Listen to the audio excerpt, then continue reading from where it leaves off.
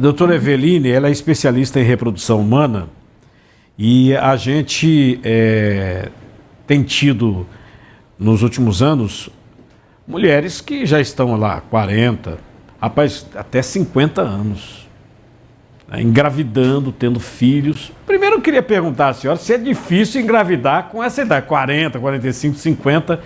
Tem que ter uma assistência de um especialista? Ou a pessoa pode engravidar normalmente se não tiver entrado ainda num processo de menopausa?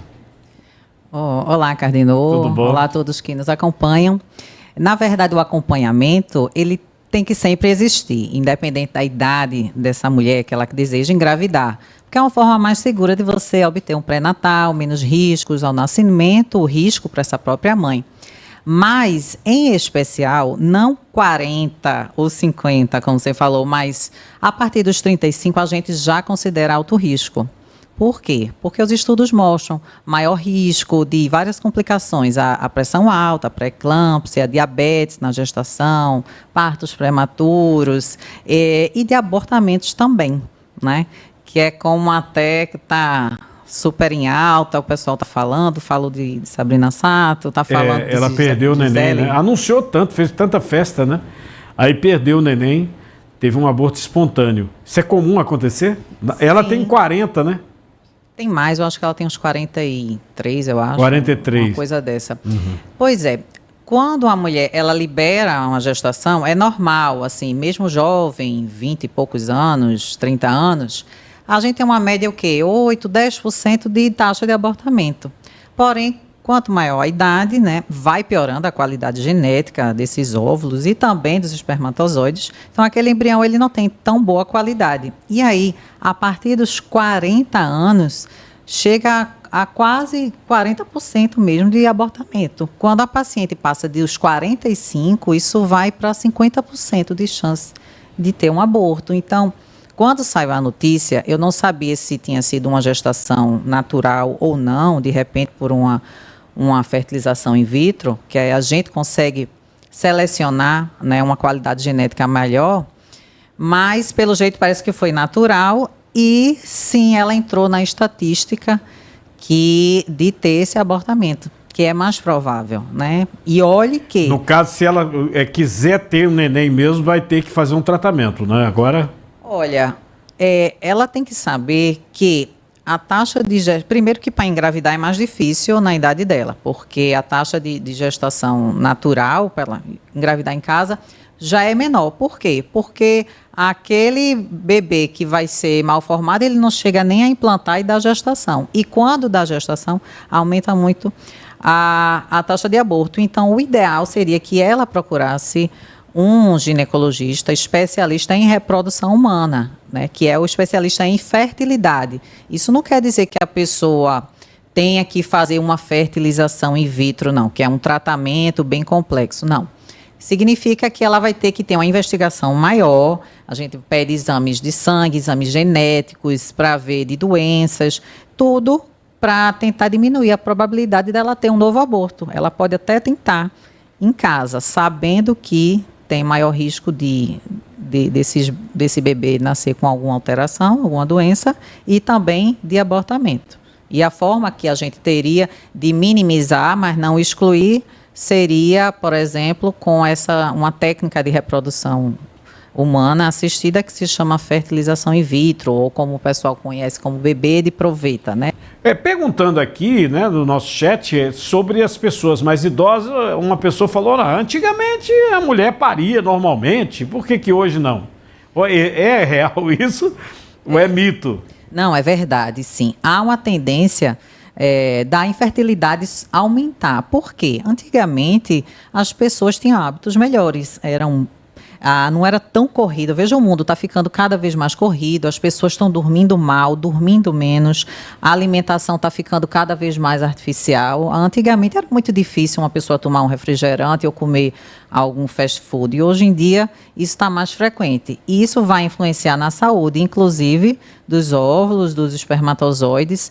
Há uma tendência a uma carência maior de vitaminas, de nutrientes. Então, aquelas pessoas, elas conseguiam manter por muito tempo, é por isso que a gente vê, porque a minha avó, a minha tia engravidou quase 45, 50, 50 não, mas assim, a idade já mais avançada e foi uma gestação normal. Sim, é verdade. Hoje em dia isso está cada vez mais difícil. Pelo mundo que a gente vive, né? O mundo está muito acelerado, os hábitos estão mudados e, infelizmente, para pior, não é? Para pior. E para a mulher piorou também, na questão reprodutiva. Sempre. A mulher, o tempo ele é mais cruel, né? Porque o homem ele tem aquela renovação a cada 3 meses, em média. Já a mulher não. Ela nasce com aquela quantidade de óvulos e ele vai cair todo mês. Não interessa se ela, eu uso anticoncepcional, pílula, eu uso DIU. Não interessa.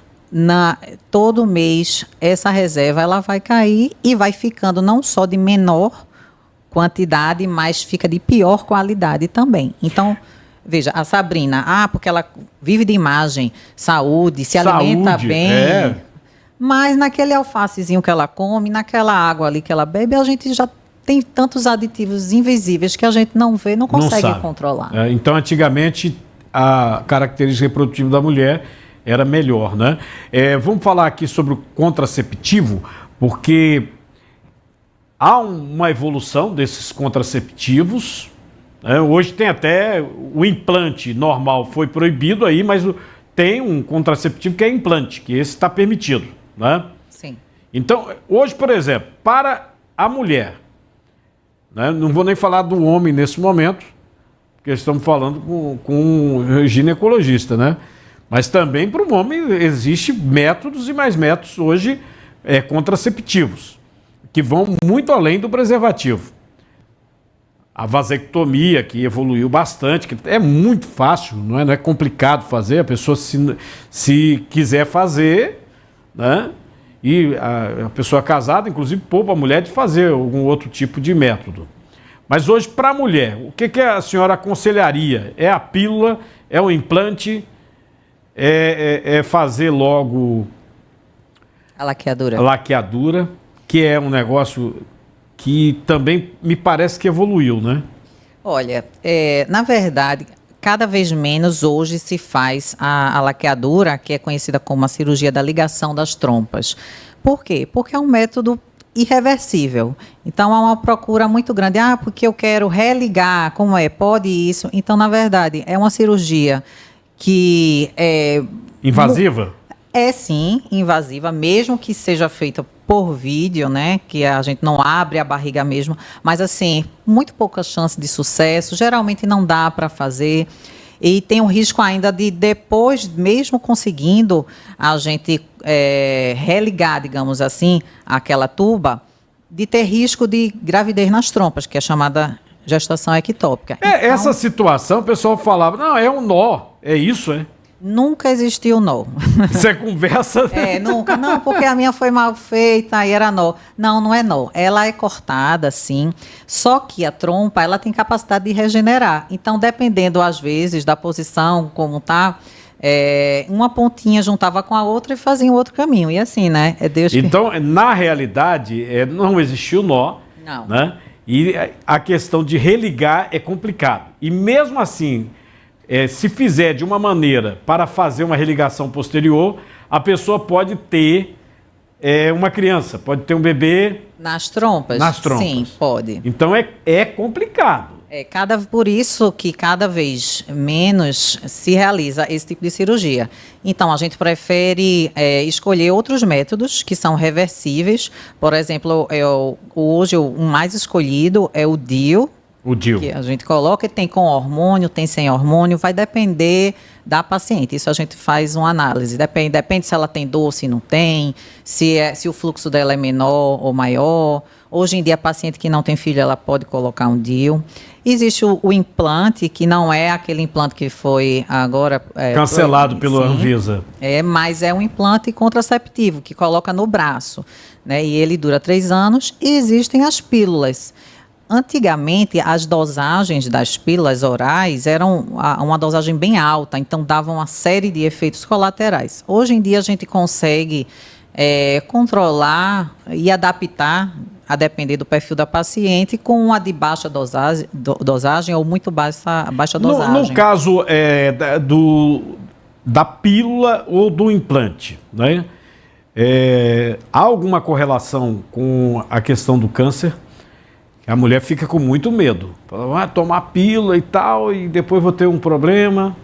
Olha, o uso da pílula anticoncepcional não dá uma diferença, assim, estatisticamente significativa para aquelas pacientes que elas usam durante a vida toda. Se você for ver o quanto que aumentaria o risco, é mínimo, mas sim pode sim ter um discreto aumento para quem usa qualquer tipo de hormônio, não só sendo a pílula, né? Já o implante, muito menos, porque a pílula geralmente ela é feita com a combinação de 2 hormônios. O implante, ele é um tipo de hormônio só, que é parecido com a progesterona, é um progestágeno, né? Porque ele é sintético. Agora, eu digo sempre, eu falei muito no Outubro Rosa agora, sobre câncer de mama, muito mais do que ter uma genética, como a gente, mais uma vez eu dizendo, genética não é sentença para ninguém. Genética de câncer de mama tem 8% ali, mais ou menos em média, mas se você tem obesidade, isso é muito pior, porque vai deixar o corpo inflamado, com muito mais alterações no DNA, porque se o corpo inflama, ele altera ali, altera todo o metabolismo. Então, aquele gene que estava dormindo pode ser ativado por causa de um mau hábito seu, por exemplo, da pessoa. Então, muito pior do que uma pílula contraceptiva ou de ter uma genética é o não controle de peso, de sono. Eu sei que a ansiedade é uma coisa difícil de controlar. Nesse mundo de meu Deus, está difícil. Mas tem coisas que estão dentro do nosso controle, sim. Doutora Evelina, eu queria agradecer a sua presença no nosso programa, né? E a senhora falou, saímos agora do Outubro Rosa. Para a saúde da mulher, de uma forma geral, qual seria o seu conselho nesse momento derradeiro do nosso programa, viu?